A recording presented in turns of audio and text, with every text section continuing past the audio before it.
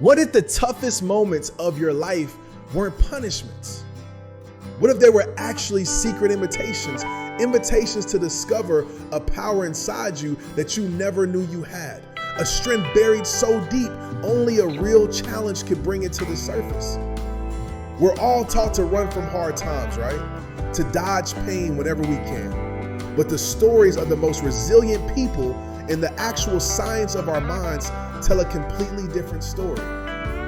They show us that hardship doesn't have to break you. In fact, it can be the very thing that makes you unbreakable. I want you to think about someone like Angie Mozillo.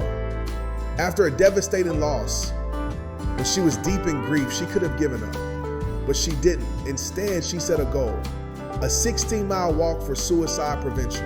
That one decision, that first step, started her journey of healing and helped her find strength she didn't know she had. It proves that even in our darkest moments, we can find a new reason to keep going. Or take Eva's story. She lost her leg in a terrible accident.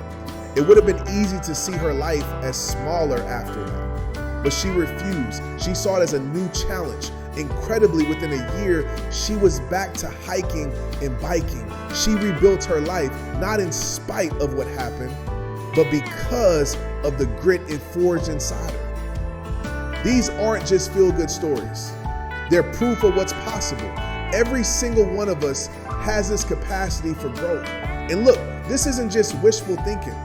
There's some powerful science behind this.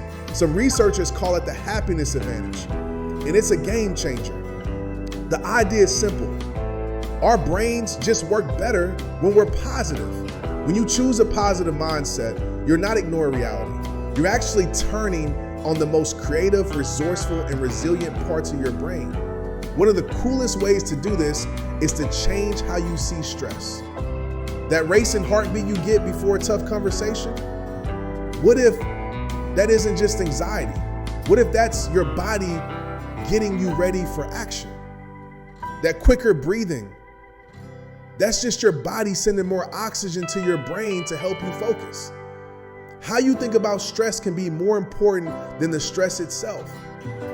When you see it as a challenge, not a threat, you're so much more likely to learn something and come out stronger. So, how do you actually start building this inner strength? It's all about small, everyday actions. First, try to notice the good stuff. Just take a moment each day to think about what you have, not what you're missing. It sounds small, but this simple habit can shift your entire perspective from not enough to more than enough. Next, when a challenge feels huge, just break it down. Set one small, achievable goal, then another. Celebrate every little win along the way. That's how you build momentum and start believing in yourself again. And this is a big one.